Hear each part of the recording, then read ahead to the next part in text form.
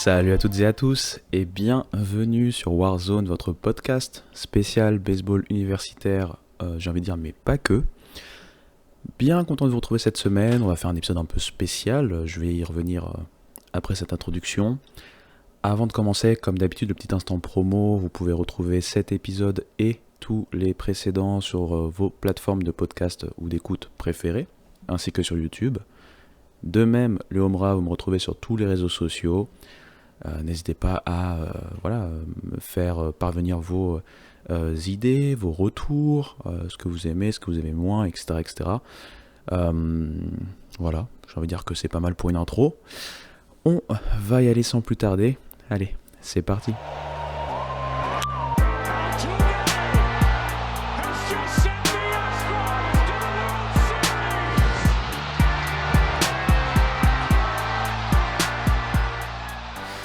Alors, comme je l'ai dit, c'est un épisode un peu spécial puisqu'on va pas simplement se focaliser sur le baseball universitaire. On va avoir une part belle, au moins une petite part, un petit moment sur le softball. Pour le baseball universitaire, ça va être un peu comme d'habitude. Je vais faire un petit bilan puisqu'on est à 2 semaines de la fin de saison régulière. Donc là, les choses s'accélèrent. Tandis qu'au niveau du softball, la saison régulière c'est terminé. On est là en ce moment dans les tournois. On est en plein milieu des tournois de conférence au moment où j'enregistre. Donc c'est pourquoi je voulais passer un petit mot, et notamment sur un événement qui a eu lieu il n'y a pas si longtemps que ça. Et puis on va voir en fait au gré de l'épisode, parce qu'encore une fois, malheureusement, comme ces dernières semaines, je ne peux pas faire un long épisode du fait de mes obligations, notamment professionnelles, pas mal en déplacement, etc., etc. Mais en tout cas, voilà, j'espère pouvoir vous faire un petit retour, on va dire bilan assez simple et rapide sur les classements actuels. Il y a eu pas mal de changements en termes de top 25. On va aussi voir en fait, puisqu'on est sur une deuxième voire dernière partie de saison, avant les choses sérieuses, on va regarder un peu la watchlist des Golden Spikes, voir un peu quels joueurs sont nommés et cités au moment où j'enregistre. Puis on finira par faire ce petit point softball. Et puis voilà, si vraiment il y a le temps, j'ai envie de parler rapidement d'un effet un peu plus économique de ce qui se passe en termes de réalignement de conférences, en termes de d'évolution aussi de la NCAA, mais ça c'est vraiment pour l'instant avec une petite astérisque, on va voir. Commençons par le commencement.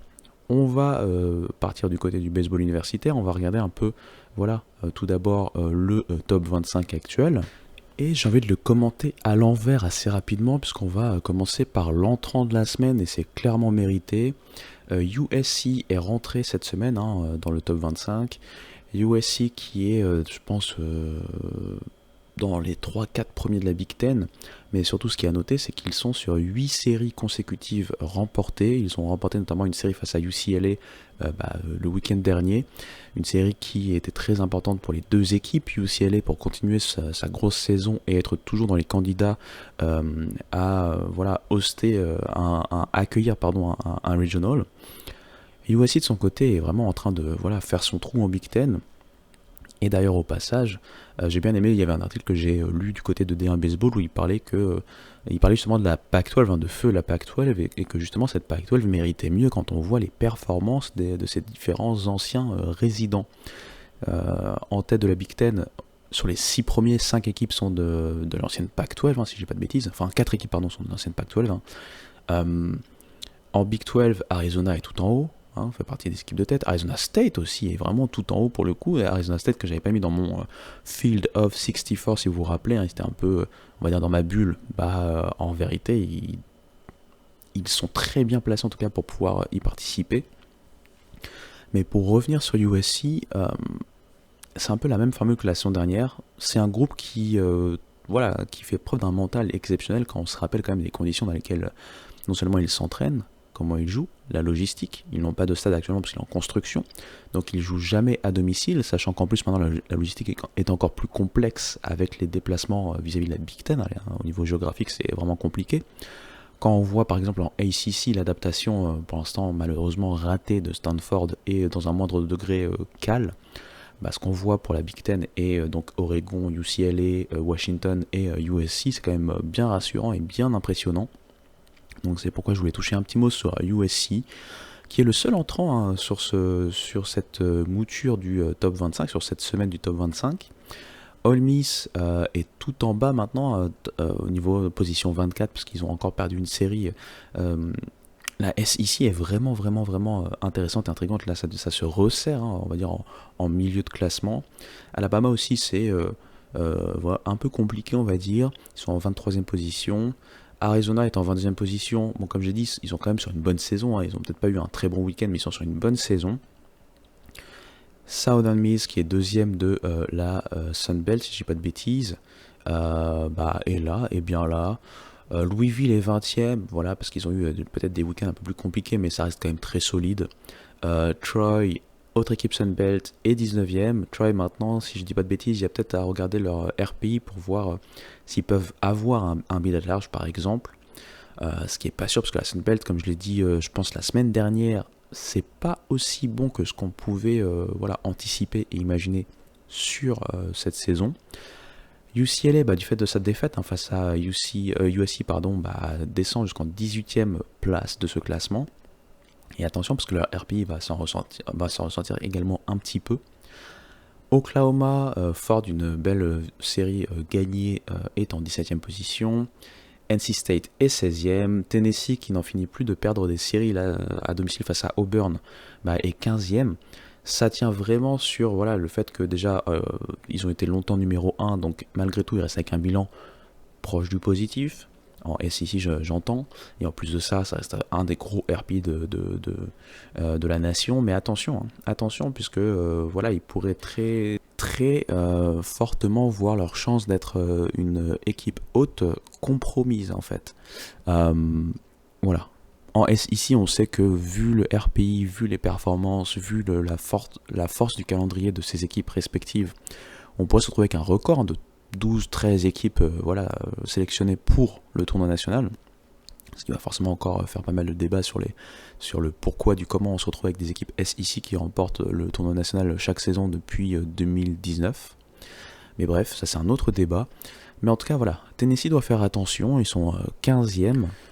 On retrouve ensuite une autre équipe, ça doit être Sunbelt, si je ne dis pas de bêtises, que c'est Coastal Carolina, bien sûr, Sunbelt. Coastal Carolina, tout va bien, et pour l'instant, ils sont toujours dans ce mix d'équipes qui pourraient être hautes. Et c'est vraiment du bon travail pour la fac de Caden Bodin, l'un des prospects de la prochaine draft. En 13e position, on a UC Irvine. Et UC Irvine, si je dis pas de bêtises, je pense qu'ils ont perdu face à UCSD, UC San Diego. Et c'est le genre de défaite en termes de RPI, déjà ça fait mal. Et du coup, en termes de chance pour être haute, ça fait d'autant plus mal. Je pense que malgré tout, pour l'instant en tout cas, faudra pas non plus déconner sur la dernière série de saison régulière, mais pour le moment en tout cas, ils sont pas menacés en termes de, bien sûr, de participation au tournoi national. Mais par contre, voilà, c'est le genre de défaite quand on est dans une mid-major avec des équipes qui ont des RPI bien plus faibles, c'est le genre de séries perdues qui font très très mal. On retrouve ensuite West Virginia en 12e position, ça va quand même plutôt pas mal pour West Virginia, tout en haut de la Big 12. Vanderbilt, qui a gagné une série très importante ce week-end, est 11e, et vraiment dans le mix pour être haute et pourquoi pas être dans le top 8, donc à surveiller. Après Vanderbilt, on a Oregon State qui est 10e, Oregon State qui a eu une petite défaite face à Oregon, c'était la semaine dernière, j'en avais parlé notamment, va devoir rester sérieuse puisque, comme j'ai dit, comme ils n'ont pas, c'est une fac indépendante, ils n'ont pas de bid automatique. Normalement, ils vont se qualifier, mais par contre, pour être haute, il va falloir continuer à travailler. L'équipe pour laquelle j'ai porté une belle poisse, c'est Clemson. Clemson, je les voyais tout en haut de mon Field of 64. Ils ont perdu 2 séries de suite. Là, ils viennent de perdre à Florida State et ils sont maintenant 9e. Alors, ils sont toujours dans le mix pour être haute, ça, il n'y a pas de souci. Mais par contre, les voir tout en haut, ça va être un peu plus compliqué maintenant. Auburn est en 8e position, et Auburn c'était l'équipe que je n'avais pas mis haute, si vous vous rappelez de mon Field of 64, et qui pour l'instant est en train de prouver qu'ils ont largement la place pour être haute, et pourquoi pas être dans un top 4 ou un top 8. Donc bravo à Auburn, c'est un beau rebond pour cette fac. Arkansas est 7e, et Arkansas a battu Texas ce week-end, si je dis pas de bêtises, ils ont même sweepé. D'ailleurs, ils ont un joueur notamment qui fait partie de la watchlist du Golden Spikes et c'est largement mérité, on en reparlera tout à l'heure. En 6e position, Georgia, ça reste très sérieux et ils alternent en fait souvent victoire série, défaite série. Mais au final, vu qu'ils ont réussi un ou deux sweeps de ci, de là, bah, ils sont quand même bien placés en SEC. Oregon, qui est normalement deuxième ou troisième de la Big Ten, bah, tout va bien. Hein. Comme j'ai dit, Oregon, on a cette impression qu'ils ne forcent pas leur talent. Et malgré tout, ils dominent quand même, je vais pas dire outrageusement, parce que Iowa est tout en haut du classement Big Ten. Hein, et très belle saison d'Iowa d'ailleurs. Mais ce que je veux dire par là, c'est que sans forcer, ils sont quand même tout en haut de cette conférence.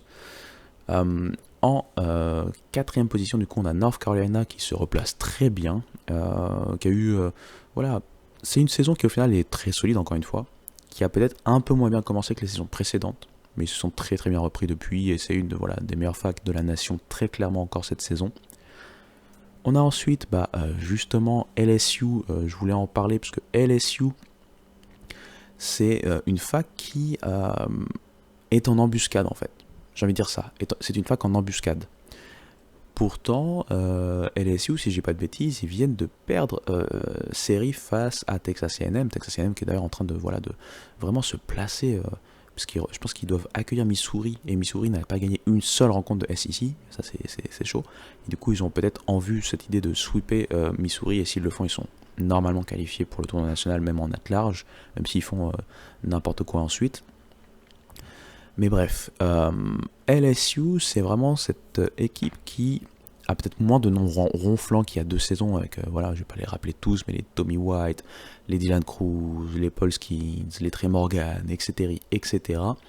Mais ils ont déjà un pitching staff qui est vraiment retrouvé. Déjà la saison dernière, ils avaient quand même un très bon pitching staff, mais qui n'a pas réussi à être clutch là où il le fallait. Et malgré tout, ça s'est joué à peu pour les voir upset North Carolina dans le regional de North Carolina. Cette saison, ils devraient avoir un regional en tant qu'hôte, mais en plus de ça, ils ont vraiment un bel équilibre. C'est peut-être moins clinquant offensivement, mais par contre, c'est très intéressant au niveau du pitching, et comme on le sait, pitching, défense sont souvent les clés du succès. Donc, à surveiller cette équipe de LSU. Florida State est donc maintenant en deuxième position après cette victoire, cette Marquee Series win, comme on dit, face à Clemson. Florida State, c'est encore une fois une très belle saison. Ce qui est marrant, c'est que Florida State, bizarrement, je les vois moins. La saison dernière, en fait, ils avaient des joueurs incroyables, pour parler un faux français, incroyable. Cam Smith, James Tibbs, ce genre de joueurs. Cette saison, c'est moins impressionnant. Ils ont quand même des joueurs très intéressants. Vous entendez peut-être mes doigts. Je suis en train de claquer mes doigts parce que je cherche le nom. Alex Lodis. Moi, vous me connaissez maintenant, mais les noms, c'est toujours incroyable. Toujours du mal. Mais Alex Lodis, c'est vraiment la belle surprise de la saison. L'infielder, je pense que c'est plutôt un shortstop d'ailleurs quand on le voit jouer, même si il peut jouer à plusieurs positions. Enfin, je l'ai vu jouer à plusieurs positions de l'infield, mais pour moi c'est le shortstop de Florida State. Si je peux vous donner quelques stats, on va vous donner quand même sa moyenne à la batte. Par exemple, cette saison c'est 4.437. En termes d'OBP, c'est .498. En termes de slugging percentage, c'est .812. Et en termes d'OPS, c'est 1.310. Donc plutôt des stats de jeux vidéo. C'est donc notamment 16 home runs, 16 doubles, 60 points produits, le tout en 44 matchs.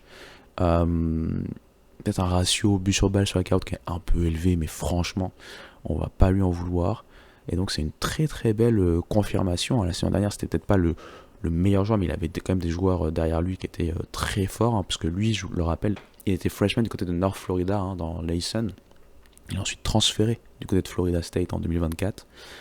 Et il a pu progresser tranquillement, et là vraiment il fait une grosse saison. Mais derrière lui, il n'y a pas vraiment de, entre guillemets, de star offensive. Pour moi, l'autre star, c'est forcément Jamie Arnold, qui fait une saison impressionnante encore une fois. Et donc Florida State, je dis pas qu'ils sont pas attendus, mais par exemple, on attendait beaucoup plus une équipe comme UVA qui pour l'instant est toujours en dehors des projections pour être dans le tournoi national. Des équipes comme Duke par exemple, qu'on voyait encore plus progresser, puisqu'il y avait une continuité. Alors, encore une fois, comme je l'ai dit, Florida State a quand même perdu des leaders. Et bien pour l'instant, voilà, ça se passe plus que bien. Il y a ce Alex Lodis qui est très très bien, plutôt en feu. Et derrière, il y a un pitching, notamment avec Jimmy Arnold, qui est redoutable. Peut-être pas équilibré, mais redoutable. par séquence par rapport au talent de certains. C'est pas un pitching staff au global qui est incroyable. Mais voilà, Florida State est donc dauphin de Texas. Texas qui, malgré voilà, cette série perdue, je pense que c'est la première série perdue en SEC pour Texas. Donc voilà, il faut quand même les féliciter du stretch qu'ils ont réussi à tenir sur cette saison. Il reste premier puisque non seulement voilà, il reste... C'est un sweep, mais il reste malgré tout en tête de la SEC. Je pense qu'ils ont 2 matchs d'avance sur le deuxième, qui doit d'ailleurs être Arkansas d'ailleurs, je pense. Et surtout, c'est que les autres équipes qui auraient pu, notamment une LSU par exemple, qui aurait pu briguer cette position numéro 1 par exemple, n'a pas fait mieux. Enfin, ils n'ont pas été sweepés, mais ils ont quand même perdu une série. Donc tout ça pour dire que Texas, même si ça fait grincer des dents, comme chaque fois que vous voyez un ranking ou des classements, ou voilà, Twitter X s'énerve, mais personnellement, j'étais pas choqué dans le sens où quand on voit les résultats des autres prétendants à cette position numéro 1, ils ont tous eu des problèmes. Clemson a eu un problème, LSU, comme je dis, a eu un problème. Arkansas, ils partaient d'un peu loin pour prendre cette place numéro 1, malgré cette grosse performance. Et donc voilà pourquoi je suis pas choqué par ce classement. Voilà pour le top 25. Je rappelle, le top 25, vous le retrouvez chaque semaine par D1 Baseball. Après, vous pouvez voir des milliers de top 25. Chaque média baseball américain a son propre top 25. Ils aiment bien d'ailleurs faire des top 25 de leur côté pour pouvoir après tailler le top 25 de D1 Baseball, qui est le top 25 officiel. Voilou. On va continuer un peu cette étape bilan en regardant les classements des 4 conférences principales, très rapidement cette fois-ci. En commençant bien entendu par la SEC, je rappelle donc Texas est en tête, malgré donc cette défaite, cette série perdue, ils sont toujours devant, ils ont 19 victoires, 5 défaites dans la conférence. Ils ont donc 2 matchs d'avance sur Arkansas qui est en 17-7, Georgia qui est en 15-9, comme j'ai dit, Georgia, ils ont alterné des séries perdues, séries gagnées, séries perdues, séries gagnées, mais les séries gagnées ont été de temps en temps des sweeps, ce qui aide beaucoup en fait en termes de jump, bien entendu. 15-9 donc pour Georgia, même bilan pour LSU qui est en 15-9 et qui est donc 4e ou 3e ex-aequo de ce classement. On a ensuite 2 équipes en 14-10, les 2 équipes sont du Tennessee, parce que c'est Tennessee et Vanderbilt, c'est comme pourquoi je le rappelais tout à l'heure, Tennessee n'est pas menacé par rapport au tournoi national, puisqu'ils avaient pris une si belle avance en début de saison que voilà, malgré les séries perdues d'affilée, je pense que c'est 4 séries perdues en 5 séries, donc c'est quand même assez compliqué. Ils avaient tellement bien commencé que voilà, ils ont toujours un bilan plus que potable. Vanderbilt est donc là également en 14-10. Ensuite, on a Alabama, Auburn, Ole Miss et Oklahoma en 13-11. Donc voilou. Il y a des petites tendances. Ole Miss va falloir faire un peu plus attention, mais pour la qualification au tournoi national, c'est déjà acquis. De toute façon, les équipes que je viens de dénoncer, normalement, c'est déjà acquis pour la qualification au tournoi national. Au pire, ils finiraient, même s'ils se font sweeper, et ils finiront en 13-17. 13 victoires normalement, comme je dis, c'est le plafond ou le minimum pour pouvoir se qualifier normalement, surtout que c'est des équipes avec des forts RPI. Pour Alabama, on va espérer que ça tienne. Auburn, c'est très intéressant. Ole Miss, comme je dis, attention à ne pas trop glisser. Oklahoma, ça se reprend bien, c'est bien classé. Ensuite, on a des équipes un peu revenantes. Je pense à Florida, qui est en 11-13 actuellement. Je pense à Mississippi State, qui est en 10-14, et Texas A&M, qui est en 10-14. Alors, intercalé, il y a Kentucky en 10-14, mais je vais revenir sur eux juste après. Florida, très clairement, se replace très très bien pour la qualification au tournoi national. Pour hoster, je pense qu'il y a un reach, même si à chaque fois, Florida, ce qu'il faut regarder, c'est que c'est une équipe qui bourre son calendrier avec des grosses confrontations pour avoir un très fort calendrier. Et avec un très fort calendrier, forcément votre RPI est souvent très intéressant. Et ça fait partie des choses qui comptent lorsque le comité de sélection sélectionne justement les équipes pour les bids at large. Donc Florida se met très très bien avec ce classement, même si ça fait pas très bien commencer. Et donc Mississippi State, qui s'est donc séparé de Chris Lemonis, avec qui ils ont été champions en 2021, ils ont remporté une série très importante ce week-end. Texas A&M, pareil, eux ils sont pas séparés de personne, mais pour un week-end difficile de JC Laviolette, le fait qu'ils aient quand même réussi à gagner la série face en plus à LSU, ça en dit long sur les possibilités et le potentiel quand même de Texas A&M qui reste, si ça clique bien, effrayant, dans le bon sens pour eux, et effrayant pour leurs adversaires. Donc je m'inquiète pas trop pour eux. Par contre, Kentucky, qui est aussi en 10-14, c'est la glissade un peu. Surtout que eux, pour le coup, ils n'ont pas le même type de RPI, ils n'ont pas le même type de bilan, ils n'ont pas le même type de confrontation et de calendrier, notamment en hors conférence, que les autres équipes. Donc ça peut compter. Je pense malgré tout que comme il reste 2 séries, ils arrivent à gagner une des 2 séries et à prendre un match, même s'ils perdent l'autre série, ça devrait passer au moins ric-rac. Parce que, encore une fois, il faut regarder aussi les bilans globaux, comme je dis, les calendriers de ça. Par exemple, Kentucky, actuellement, ils sont en 25 victoires, 20 défaites, en termes de overall, en dehors même de SEC et compagnie. Mississippi State, quand on regarde en comparaison, qui a le même bilan en SEC, c'est quand même 29 victoires, 19 défaites. Florida, 33 victoires, 17 défaites. Texas A&M, il y a toujours 2 victoires de plus que Kentucky. Donc, toutes ces équipes-là, avec un calendrier en plus renforcé que Kentucky, paraissent quand même devant Kentucky si on doit sélectionner une des équipes parmi ces équipes, on va dire, de milieu de peloton. Donc attention à Kentucky, et malheureusement pour South Carolina et Missouri, ça paraît mort. Il faudrait une victoire au tournoi de SEC pour avoir un bid automatique, très clairement. Pour ces deux équipes-là, c'est mort. Et après, on verra quelles autres équipes risquent de passer à la trappe. Mais c'est très intéressant ce qui se passe en SEC actuellement, parce que ça se resserre, parce que vous voyez, entre Texas A&M, qui est plutôt sur la fin de classement quand même, ex aequo avec Kentucky, Mississippi State, et Tennessee, il y a 4 matchs, il reste 6 matchs à jouer. C'est pas, je dis pas que c'est très serré, mais c'est quand même pour montrer que ça se tient pas si loin que ça en fait. Donc voilou pour la SEC. En ACC, maintenant, il y a une équipe qui est en train de faire une remontada, c'est Miami. Miami, franchement, on ne sait plus quoi penser, puisqu'ils sont, ils avaient très mal commencé, et là actuellement ils ont un bilan de 14 victoires, 9 défaites. Donc c'est pas la tête de la ACC, mais ils sont pas loin de la tête, je pense qu'ils sont à 2 matchs de la tête. En tête, on a Florida State en 14-7, vous allez voir que c'est serré. Ensuite, on a NC State en 15-8, NC State qui était un peu le coupeur de tête, mais là, cette fois-ci, ça n'est pas passé ce week-end. North Carolina est en 15-9, tout comme Georgia Tech. Donc en 14-9, on a ensuite Miami. En 14-10, on retrouve Clemson et Duke. Duke qui, quand même, en bilan global est en 33-15, donc ça va, il y a quand même de la marge, notamment quand on pense en termes de bid at large. Louisville fait aussi une très belle saison, 33-15, mais 13-11 pour le coup en ACC. UVA a encore un petit shot, parce que là, ils sont revenus un peu plus, ils sont en positif, ils sont en 11-10. Le problème, c'est le bilan global qui est en 27-16. Donc il va falloir un peu plus cravacher. Wake Forest, par exemple, qui est pile à l'équilibre, ils sont quand même en 32-16. Donc c'est des choses qui comptent aussi. Notre-Dame, qui au final, moi, contrairement, voilà, je peux me vanter un peu. Contrairement aux spécialistes qui voyaient Notre-Dame au fin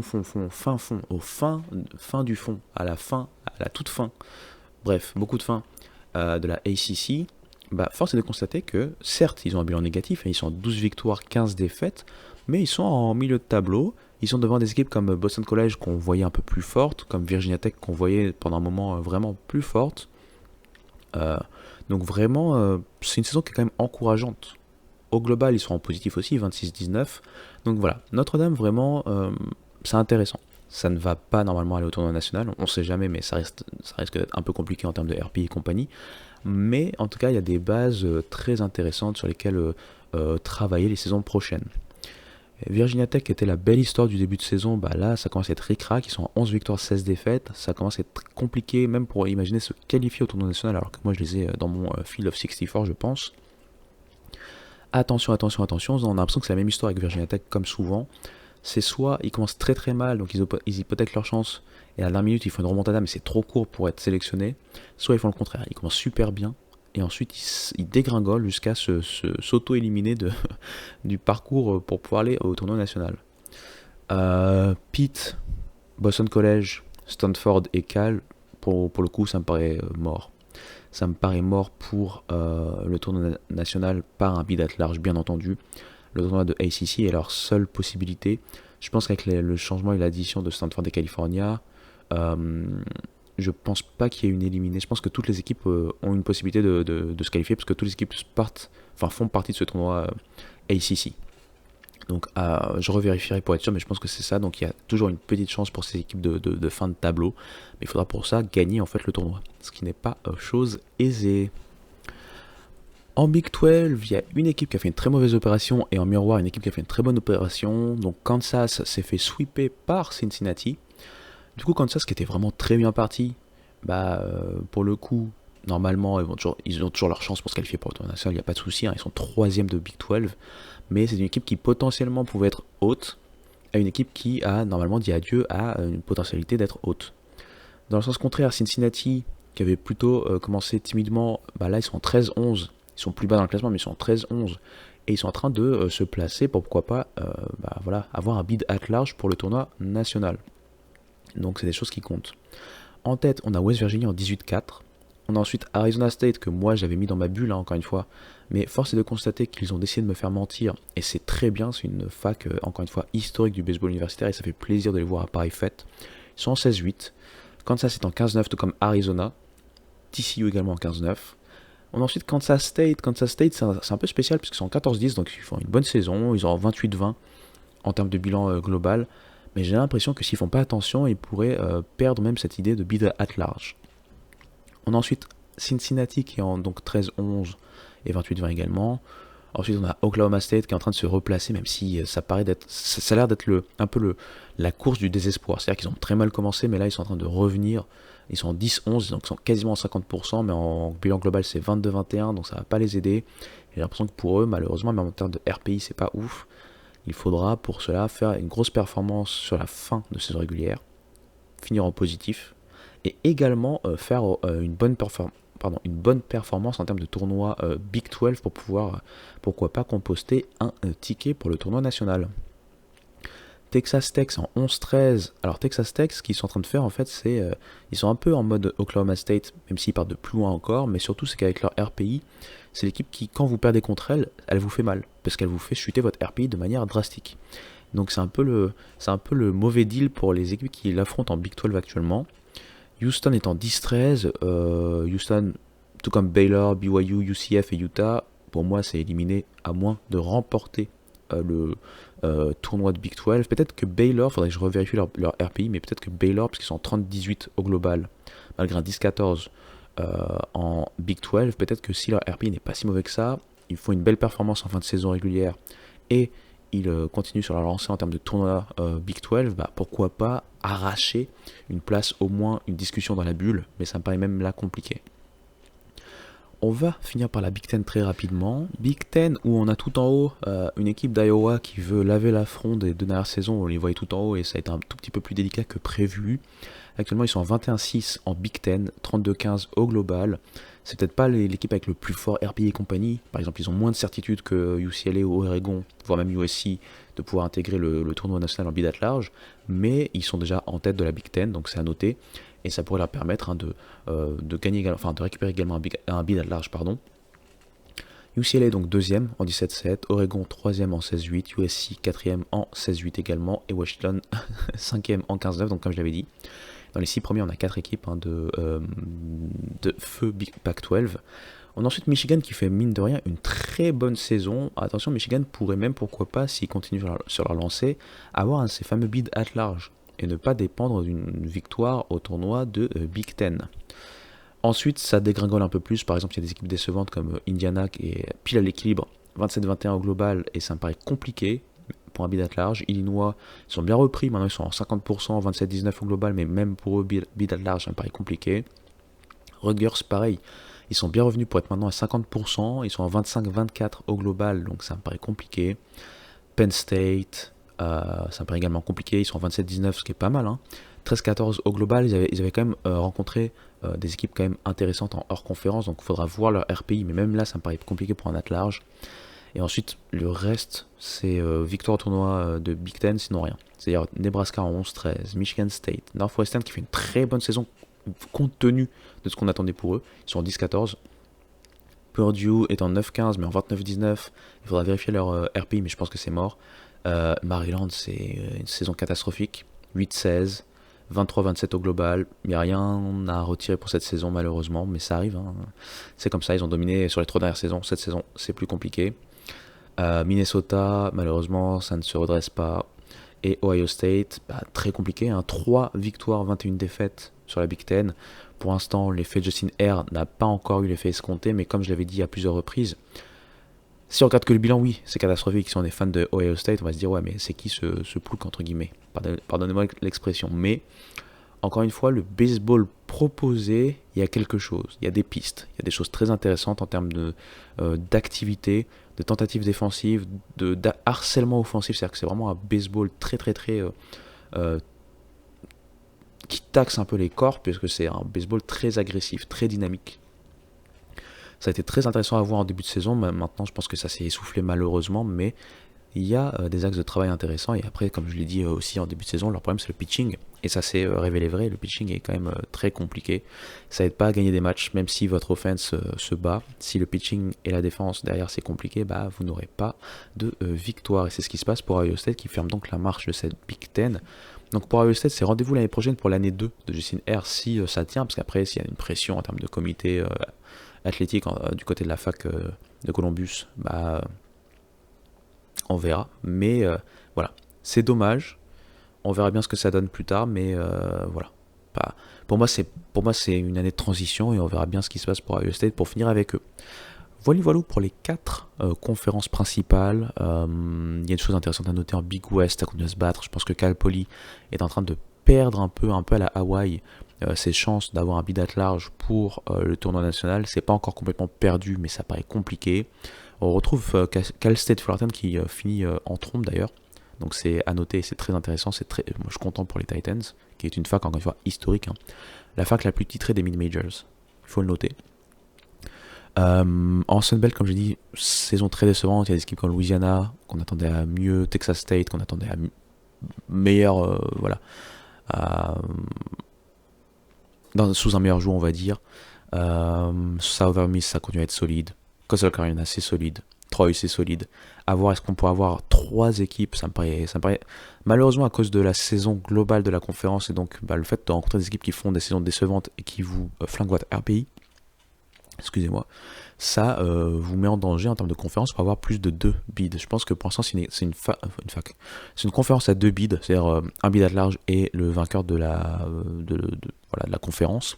Ça pourrait être un 3 bids conférence si une équipe surprise remporte le tournoi et que Troy en RP, je suis pas sûr, mais Southern Miss et Coastal Carolina continuent à performer sur cette fin de saison régulière du côté de la Sunbelt. Mais voilà, ça risque d'être un peu serré. Maine, que j'avais vu remporter l'American East, a décidé de se faire sweeper ce week-end. Et donc, je pense que c'est Bryant maintenant qui est en tête. Donc, du coup, pour l'instant, c'est bye bye Maine. Voilà, encore une fois, tu fais un field of 64, tu essaies de mettre en avant des équipes et elles te le rendent comme ça. C'est vraiment super sympa.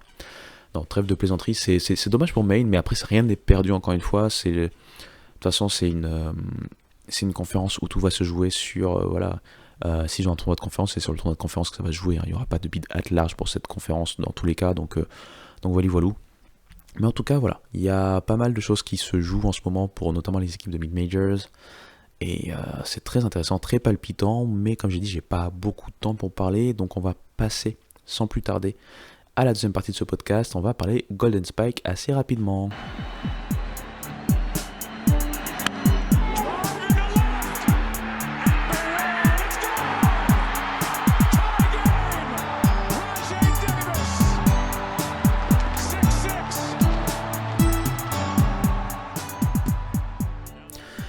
Golden Spikes. Allons voir un peu les noms qui sortent en ce moment. Je sais qu'il y avait eu un watchlist, enfin une watchlist de mid-season, donc ça fait quand même déjà quelques semaines.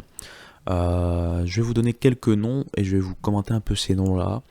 Il y a des noms que vous connaissez déjà, des noms qu'on entendra certainement pour la draft. Il y a d'autres que vous ne connaissez pas forcément et c'est pourquoi je vais quand même essayer de mixer un peu entre noms connus et noms moins connus. Le premier joueur tout en haut de cette liste pour moi c'est Weiwa Aloy du côté d'Arkansas, joueur qui fait partie donc des top prospects pour la prochaine draft, joueur qui est vraiment arrivé à maturité au bon moment, qui fait une saison dingue, offensivement, défensivement, leadership, il est partout au four et au moulin du côté d'Arkansas, qui est en plus le deuxième bilan de la SEC, un des meilleurs bilans de la nation tout simplement, et c'est le chef de file de cette équipe là. Et donc pour moi c'est bien normal qu'il soit pour l'instant tout en haut de cette watchlist. Vraiment désolé pour le Larsen qui vient d'arriver, je viens de taper mon micro en fait. Ensuite je vais vous donner une liste de pitchers, on va faire ça comme ça, ça va aller un peu plus vite. Bien sûr Jamie Arnold, Florida State, domination. Cade Henderson, quand je parlais du pitching staff de LSU qui est très intéressant, Cade Henderson est un peu ce représentant très très fort, le lanceur sophomore seulement, lanceur gaucher sophomore qui domine en SEC, c'est pas donné à tout le monde. Un autre pitcher, Max Bales, qui est du côté de Santa Clara Junior, de la WCC, et c'est une belle surprise, hein, très dominant. On a ensuite Florida Atlantic FAU qui fait une très bonne saison globale, hein, qui devrait pourquoi pas se battre pour un bid at large du côté de l'américaine. Je pense qu'il n'y aura que 2 maximum facs qui viendraient de la américaine, ça pourrait être Florida Atlantic et UTSA. On a Trey Beard qui vient de cette fac, lanceur sophomore gaucher qui est très bon.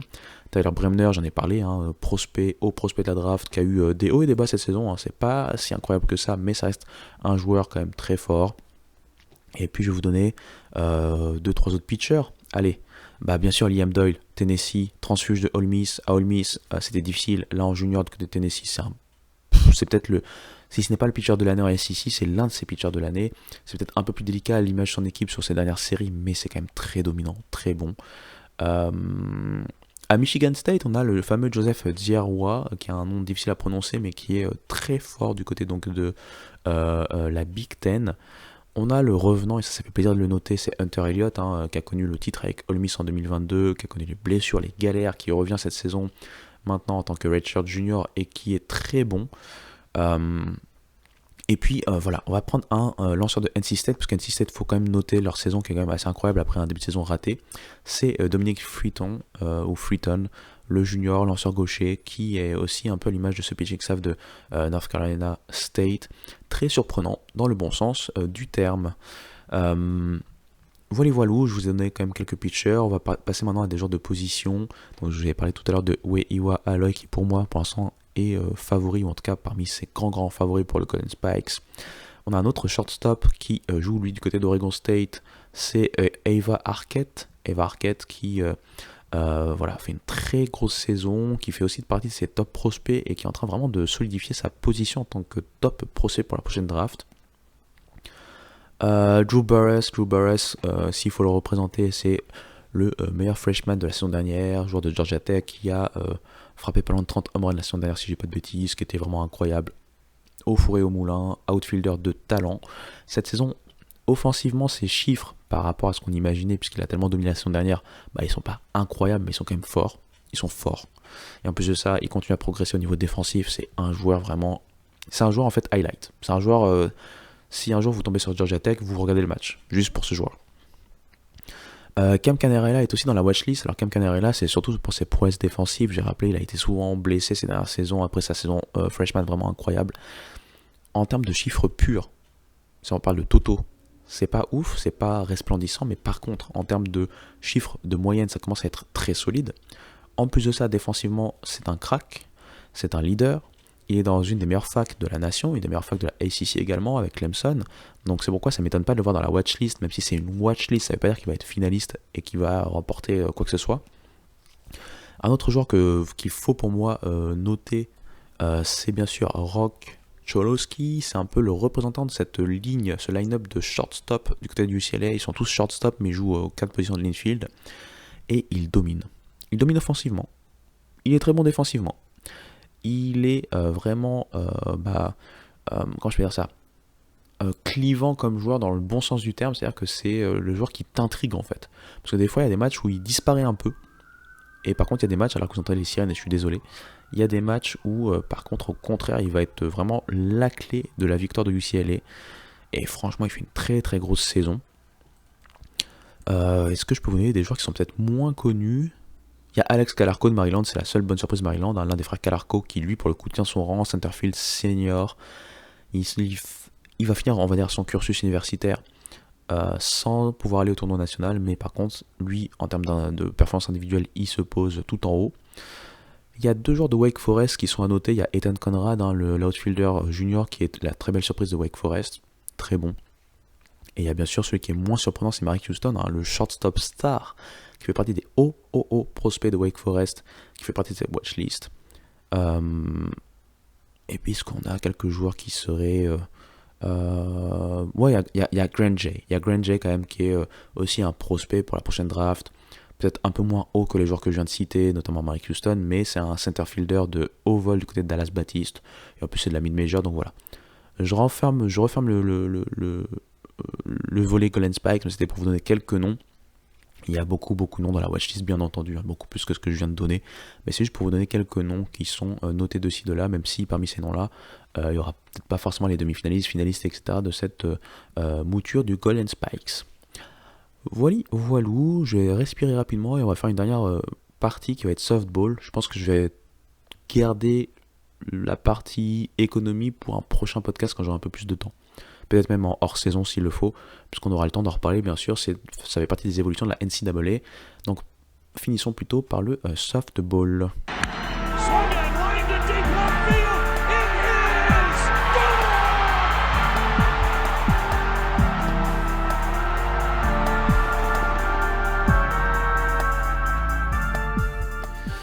Et oui, il n'y a pas que le baseball dans la vie universitaire, en tout cas dans ma vie, à moi, en train de regarder les sports universitaires. Il y a également le softball. Softball, encore une fois, une saison très palpitante qui a redistribué un peu les cartes, parce qu'on le sait, Oklahoma, comme je l'ai dit en début de saison, enfin j'avais fait une vidéo pour ça, bah elles ont perdu une classe qui est devenue senior, qui a gagné 4 titres d'affilée, donc c'est un peu un mode de reconstruction, on va dire. Donc on les imaginait toujours être parmi les meilleures équipes, mais peut-être pas autant dominantes que les saisons précédentes. Mais force est de constater qu'elles ont de la ressource. Je vais vous donner rapidement, je ne vais pas détailler, mais je vais vous donner rapidement le top 25 actuel. On a donc Texas A&M, qui est vraiment la belle surprise de la saison. C'est un peu la darling de cette saison qui est en tête. On a ensuite Oklahoma qui donc tient bien son rang. La semaine d'avant, ils étaient numéro 1, mais ils ont perdu la série de ce week-end. Et c'était la dernière série. Maintenant, c'est les tournois de conférence qui ont commencé. Tennessee numéro 3, les Lady Vols, Florida numéro 4, Texas qui a été numéro 1 au début de saison et donc numéro 5, Arkansas numéro 6, Oregon 7, Florida State 8, LSU 9 et UCLA ferment le top 10, UCLA qui est toujours une très belle fac de softball d'ailleurs au passage. On a ensuite en 11e position Texas Tech de Kennedy, la superstar un peu du softball universitaire, qui est sur une saison peut-être moins ouf, mais elle a mis la barre tellement haute la saison dernière que voilà. Changement de fac, c'est une superstar dans tous les cas du softball universitaire, mais voilà. Bref, South Carolina est 12e, Arizona 13e, Virginia Tech est 14e, Clemson 15e. Clemson qui fait une belle saison d'ailleurs au passage. Alabama 16e, Stanford 17e, Mississippi State est 18e, Nebraska de Jordy Ball est quand même 19e, bravo aux amis de Nebraska. Duke est 20e, Ole Miss 21e, Ohio State 22e, Oklahoma State est donc 23e, Grand Canyon, la mid-major un peu de ce groupe. Il y a beaucoup de mid-major dans le top 25 de softball, mais la mid-major de ce groupe de 25 est donc 24e, et enfin UVA est 25e et ferme ce top 25. Alors, j'ai pas envie de vous parler de la NCAA softball aujourd'hui. Parmi les choses que j'énonçais au début de saison, notamment quand je parlais du softball, on a donc cette fameuse ligue de la AUSL qui commence donc cette saison. Ça commence en juin. D'ailleurs, moi je me suis inscrit à leur newsletter, on sait jamais, tu vois. On sait jamais, il y a peut-être moyen de moyenner si ils cherchent des gens pour promouvoir l'événement, pourquoi pas. Mais bref. La USL va donc avoir sa ligue qui commence en juin et ils avaient donc décidé de tenir une draft. Cette draft, c'est pour sélectionner 12 joueurs, si je dis pas de bêtises, et ces 12 joueurs viennent de fac en fait. Donc, je vais récapituler la draft rapidement et je vais vous dire pourquoi c'est intéressant. Tout d'abord, on a donc vu que la joueuse récupérée en première position vient de Oklahoma. C'est leur pitcher Sam Landry. Elle Elle va donc du côté des Volts, parce qu'il y a 4 équipes, hein, je vais les réénoncer après vous donner cette draft. Landry, il faut savoir, elle domine cette saison. Et d'ailleurs, au moment de la draft, Oklahoma était encore numéro 1 du top 25. Elle domine, elle a 1.97 d'IRA, elle a 18 victoires, 3 défaites. Donc, ça fait sens. On a eu ensuite Arkansas qui a vu son infielder Bri Ellis prise en numéro 2. On a ensuite eu des joueuses de Virginia Tech qui ont été prises. On a la pitcher Emma Lemley. On a ensuite Corey McMillan qui joue un peu partout. En fait, c'est vraiment le utility player, vraiment comme on l'entend. On a ensuite Mississippi State qui a vu son outfielder Sierra Sacco qui a été prise en numéro 5. On a ensuite l'outfielder de Florida, Corby Otis, et je vous dis, allez voir un peu ce qu'elle fait, c'est intéressant, très intéressant. Elle a été prise en numéro 6. Ensuite, la pitcher de Texas A&M, Emily Kennedy, qui a été prise en 7. Florida State a vu sa catcher, hein, la fameuse Michaela Edenfield, prise en numéro 8. On a ensuite en numéro 9 Anna Gold qui vient de Duke, hein, l'infielder. On a Arizona qui a vu Devin Netz être prise, hein, la pitcheuse du côté des Bandits, en numéro 10. On a ensuite LSU qui a vu Danica Coffey prise en 11. Et enfin, Mississippi State a vu sa pitcheuse Raylene Chaffin prise en numéro 12. Et donc la USL, c'est quoi? Je le rappelle rapidement, c'est cette fameuse ligue de softball professionnelle qui a été mise en place là tout récemment, qui va donc avoir sa première mouture en juin. Elle est quand même portée par des femmes très influentes du baseball et du softball américain. Je pense notamment à la commissionnaire de cette AUSL qui est tout simplement Kim Ng. Je rappelle que Kim Ng, ce n'est pas n'importe qui. Je rappelle notamment, elle a été la GM des Marlins. Avec elle, les Marlins ont retrouvé les playoffs, c'était en 2023 si je me rappelle bien. C'est une femme qui a donc su montrer des choses très intéressantes au niveau du baseball. Elle a monté vraiment les échelons sur des décennies. Hein. Je vous invite à aller voir son parcours, il est très inspirant, très intéressant. Et après, on a des stars du softball, notamment je pense à Jess Mendoza, qui porte aussi ce projet des anciennes stars, des anciennes gloires. Et donc, on se retrouve avec 4 équipes qui vont jouer donc 24 matchs. Et pourquoi j'ai décidé de les annoncer après, c'est parce qu'en fait, on a 4 équipes, mais elles ne sont pas affiliées à des villes. C'est-à-dire qu'elles vont se représenter dans différentes villes des États-Unis. On a donc les Bandits, on a les Blaze, les Talons et les Volts. Et elles vont se retrouver donc dans 10 villes des États-Unis. Je peux le dire, il y a Tuscaloosa en Alabama, bien entendu. Hein. Chicago en Illinois, Austin du côté de Texas, Salt Lake City dans l'Utah, Seattle du côté de Washington, Chattanooga dans le Tennessee. Donc c'est pas forcément des grosses villes tout le temps. Il y a des grosses villes, hein, comme vous avez entendu, mais il y a des villes plus modestes. Sulphur du côté de Louisiana, Norman, Oklahoma, Omaha, Nebraska et Wichita dans le Kansas. Donc voilà, on a cette compétition qui va réunir quand même 60 joueuses de softball au niveau professionnel, et donc on a ces 12 filles sélectionnées qui vont donc avoir la chance de pouvoir compétir, de pouvoir se battre pour jouer en fait tout simplement dans cette ligue. Et je voulais revenir puisque voilà, c'est un tout nouveau format, on va voir comment ça prend.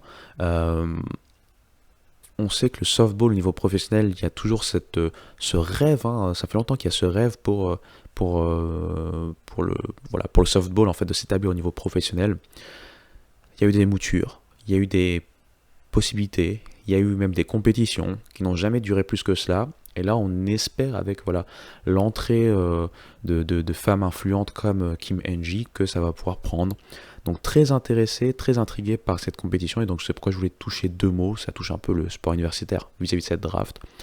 Et ça touche aussi donc bien sûr le softball. Voilà. Je pense qu'on est bien sur cet épisode. Encore une fois, c'est pas l'épisode le plus long. Il est peut-être plus long que ce que je pensais à la base, parce que je parle beaucoup comme à chaque fois, alors que je sais que j'ai pas beaucoup de temps. En tout cas, j'espère que ça vous aura plu. Encore une fois, n'hésitez pas à me faire des retours, ça m'intéresse, ça me fait plaisir. Je vous remercie encore une fois pour les écoutes. J'ai vu que j'avais dépassé plus de 1000 écoutes en une soixantaine d'épisodes pour un podcast de niche pareil. Vous vous rendez pas compte à quel point c'est incroyable pour moi. Donc vraiment, merci beaucoup. On se retrouve très bientôt, j'espère la semaine prochaine, mais si jamais je peux pas, je communiquerai sur les réseaux sociaux que malheureusement je ne peux pas la semaine prochaine, parce que comme je dis, j'ai pas mal d'obligations professionnelles. C'est un peu dommage parce que ça arrive au moment où l'excitation est à son comble avec la fin de saison régulière, puis ensuite les tournois de conférences et enfin la jungle avec le tournoi national. Mais bref, je vais essayer de faire de mon mieux pour être toujours là, pour pouvoir vous permettre d'avoir du contenu sur le baseball universitaire. On va aussi faire quelques petites vidéos, petits points draft pour finir avec ça d'ici juin. Et puis, sur toutes ces belles paroles, j'ai envie de vous dire un voili voilou de circonstances. Je vous dis à très bientôt. Allez, ciao.